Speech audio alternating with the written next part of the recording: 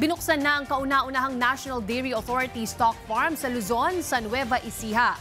Bahagi ito ng target ng NDA na pataasin sa 5% ang local milk production sa 2028 mula sa kasalukuyang 2.3%.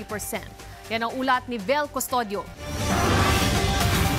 Sa layuning itaas ang local milk production at paramihin ang populasyon ng milking cow sa bansa, binuksan na ang kauna-unahang National Dairy Authority Stock Farm sa Luzon sa General Tino, Nueva Ecija.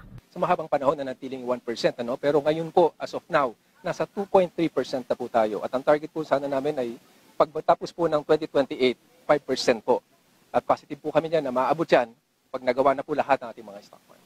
Magsisilbing Government Breeding and Development Center ng baka at kambing ang NDA Stock Farm.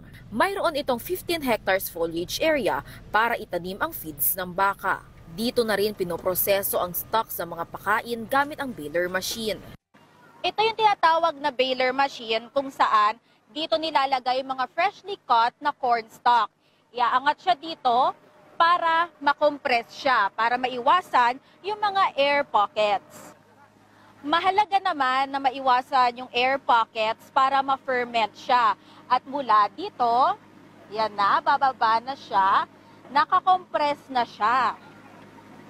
And then, babalutin siya nitong puting plastic wrap para ma-ferment siya at ma-ferment siya usually sa loob ng 21 days. So, pwede rin siyang mag-last ng hanggang 1 year hanggat hindi pa binubuksan itong plastic wrap. So, ito na yung fermented corn na pinaprocess doon sa baler na kinakain nitong mga baka. Kaya makikita naman natin na talagang organic yung kinakain nila. Sa ngayon, merong 70 heads na meron dito sa stock farm.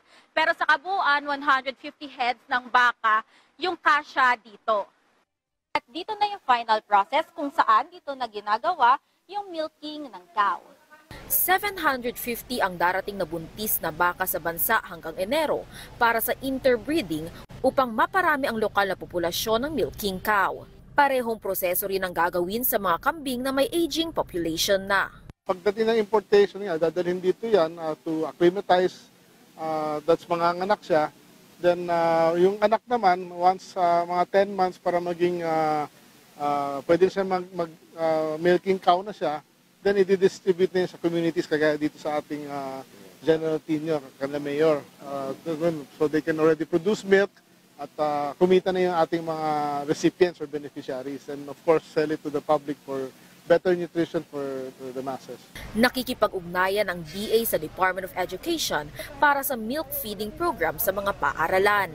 Muli kong pinagtitibay ang buong suporta ng kagawaran sa pagpatatag ng dairy value chain mula herd build-up at feeds hanggang health management, enterprise development at market linkage. So hanggang ano na yan, hanggang consumer na. At meron tayong kooperasyon sa DepEd nga, ibabalik na sa NDA yung milk feeding program. So lahat ng produksyon ngayon ng mga ating farmers, baka bumili na rin ng gobyerno para ipadala sa ating mga public schools, para siguradong may market. Makatutulong ito para sa pagbibigay nutrisyon sa mga mag-aaral, lalo na't mahalaga ang nutrisyon na ibinibigay ng gatas para sa growth ng bata.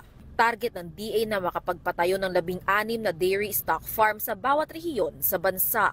Kasabay ng pagsisikap ng pamahalaan na palaguin ang dairy industry sa bansa, lumalakas din ang agribusiness at lumalago ang ekonomiya sa kanayunan. Bahagi ang pagkakaroon ng sapat na supply ng gatas sa layunin ng administrasyon ni Pangulong Ferdinand R. Marcos Jr. para sa seguridad sa pagkain. Vel Custodio para sa Pambansang TV sa Bagong Pilipinas.